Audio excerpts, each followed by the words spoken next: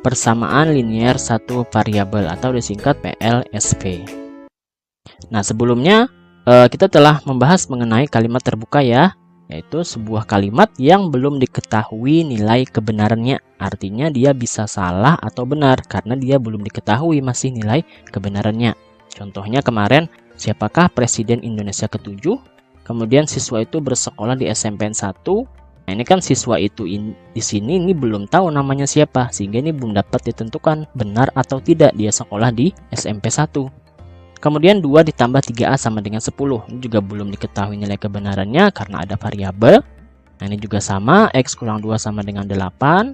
Kemudian 3 dikurangi M sama dengan 1. Ini juga ada variabel. Nah, sekarang pengertian persamaan linier satu variabel. Sebelumnya kita definisikan dulu pengertian dari persamaan. Nah, persamaan itu adalah suatu kalimat terbuka yang menggunakan hubungan atau relasi sama dengan, jadi menggunakan tanda sama dengan. Sedangkan persamaan linier satu variabel berarti itu adalah suatu persamaan yang hanya memuat satu variabel ya, dan pangkat variabelnya itu adalah satu atau linier. Artinya tidak boleh pangkatnya itu pangkat 2 alias kuadrat, tidak boleh, apalagi pangkat 3, pangkat 4, dan seterusnya. Nah, sekarang bentuk umumnya bagaimana? Bentuk umum dari PLSV itu seperti ini. AX tambah B sama dengan 0. A-nya nggak boleh 0 ya.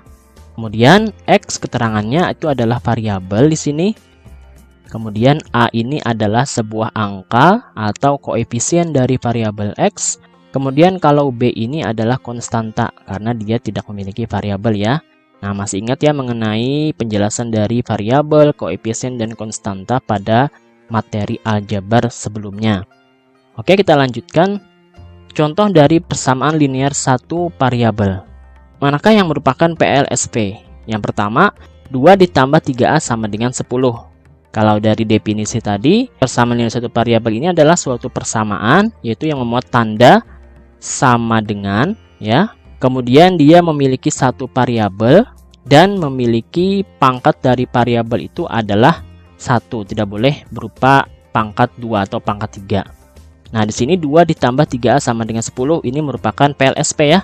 Nah, karena ini tanda sama dengan, kemudian di sini satu variabel saja ya, yaitu variabel A dan pangkat variabelnya juga 1. Kemudian X dikurang 2 sama dengan 8. Nah, ini juga PLSV nih. Karena sini pakai tanda sama dengan, kemudian ini juga variabelnya cuma ada X dan X-nya juga berpangkat 1 ya. Kemudian 2 dikurang 5A lebih dari 2. Nah, ini bukan persamaan ya. Karena bukan tanda sama dengan seperti ini, tapi ini tanda lebih dari. Sehingga ini bukan persamaan linier satu variabel. Nah, ini juga nih. 2X kuadrat tambah A sama dengan 3.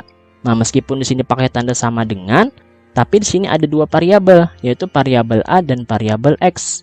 Ditambah lagi X-nya juga berpangkat 2, sehingga ini juga bukan PLSV. Nah, kemudian terakhir A ditambah 3B sama dengan negatif 5. Juga di sini meskipun ada tanda sama dengan, tapi dia memiliki dua variabel, sehingga ini juga bukan disebut persamaan linier satu variabel. Oke ya, bisa membedakan ya. Nah, sekarang penyelesaian dari PLSV. Penyelesaian PLSV adalah bilangan pengganti variabel yang membuat PLSV tersebut bernilai benar. Kemudian ada juga istilah himpunan penyelesaian PLSV, yaitu himpunan semua penyelesaian dari PLSV. Kalau himpunan ini kan dia harus dituliskan dalam tanda kurung kurawal seperti ini ya. Kemudian grafik penyelesaian dari PLSV itu adalah grafik yang menunjukkan penyelesaian dari PLSV tersebut. Supaya lebih memahami maksud dari istilah-istilah ini, kita lihat saja contohnya. Misalnya penyelesaian dari PLSV P tambah 6 sama dengan 10.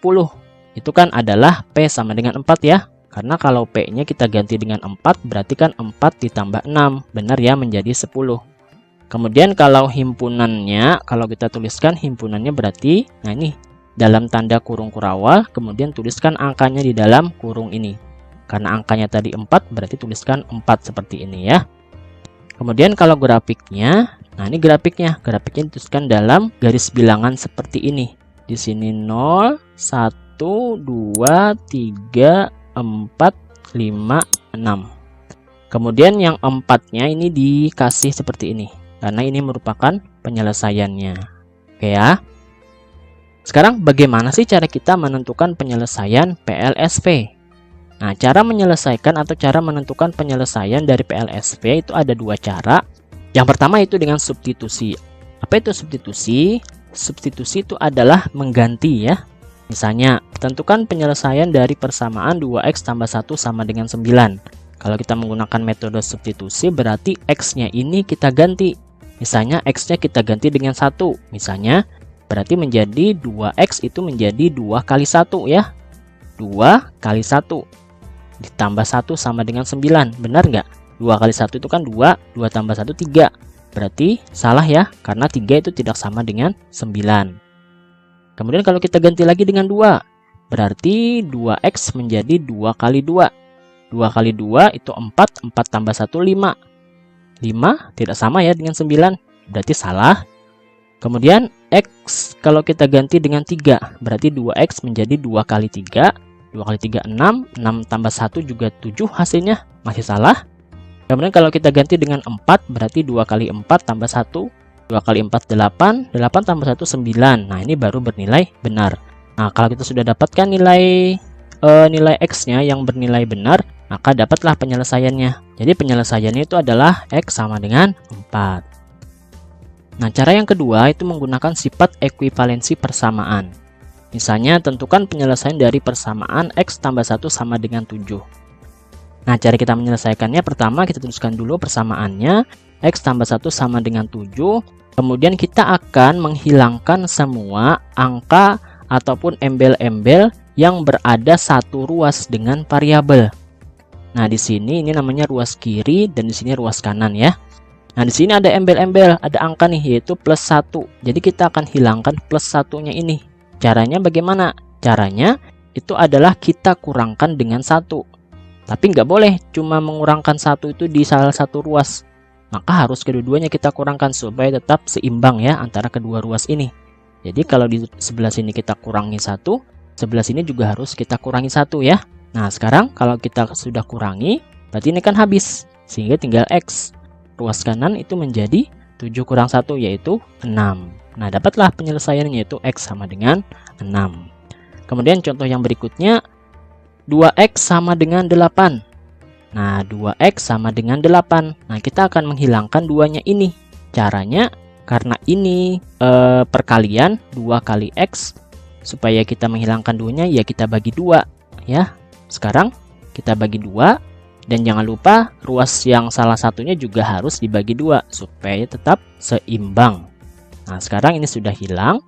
8 bagi 2 itu adalah 4. Sehingga penyelesaiannya x sama dengan 4.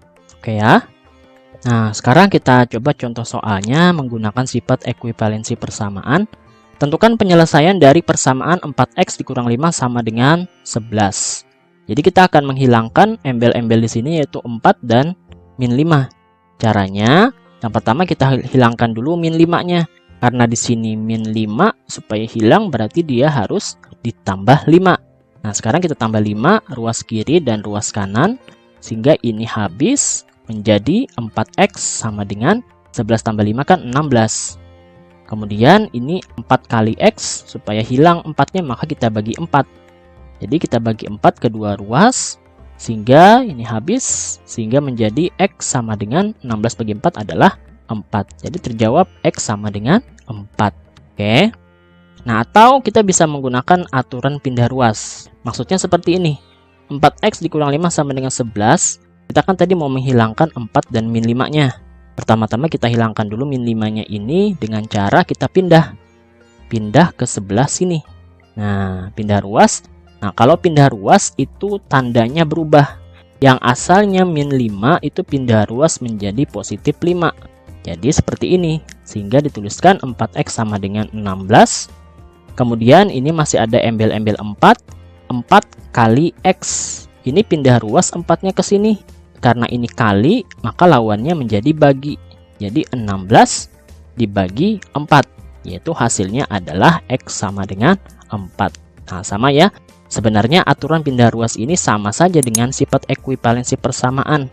Cuma penulisannya lebih singkat, lebih sederhana ya. Oke, sekarang contoh yang kedua.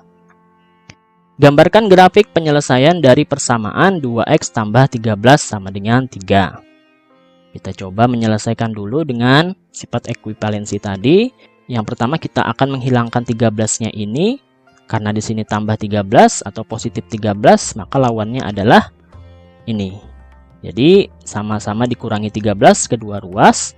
Ini habis menjadi 2x sama dengan 3 dikurang 13 itu adalah negatif 10. Nah, kemudian kita hilangkan 2-nya dengan cara dibagi 2 kedua ruas menjadi habis sehingga menjadi x sama dengan negatif 10 bagi 2 adalah negatif 5. Nah, ini penyelesaiannya. Nah, sekarang kalau kita menggunakan cara yang kedua tadi, berarti yang pertama 13-nya pindah ruas ke sini. Nah, 13 pindah ruas karena di sini positif, maka menjadi negatif. 3 dikurang 13 jadinya.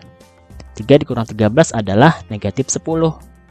Kemudian ini 2 kali x, maka pindah ruas menjadi bagi. Berarti x sama dengan negatif 10 dibagi 2, yaitu x sama dengan negatif 5. Oke ya.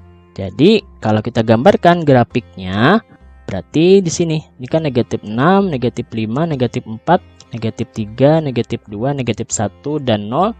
X sama dengan negatif 5. Nah, berarti di sini kita beri seperti ini. Nah, ini adalah grafik dari penyelesaian 2x tambah 13 sama dengan 3. Oke. Nah, sekarang contoh yang ketiga. Jika x adalah penyelesaian dari persamaan negatif 3x tambah 5 sama dengan x kurang 7, maka berapakah nilai dari x tambah 8? Nah, cara menyelesaikannya, kita gunakan aturan pindah ruas saja ya. Ini kita pindah ruas, kita kelompokkan variabel dengan variabel. Nah, di sini boleh saya memindah yang x negatif 3x saya pindah ke sebelah sini. Kemudian yang ini negatif 7 akan saya pindah ke ruas kiri. Sehingga menjadi 5, di ruas kiri menjadi 5. Kemudian ini kan kurang 7, pindah ruas menjadi tambah 7 ya. Kemudian ruas kanannya menjadi x. Nah, negatif 3x ini pindah ruas menjadi positif 3x. Nah, ini kan 1x ya. Jadi kalau kita tambahkan menjadi 4x, ruas kiri menjadi 12. Nah, kemudian ini 4, kita pindah ruas menjadi 12 dibagi 4. Jadi x-nya sama dengan 3.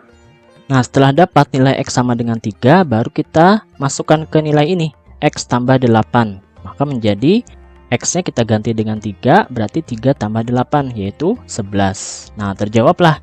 Jadi nilai dari x tambah 8 itu adalah 11. Nah, oke ya.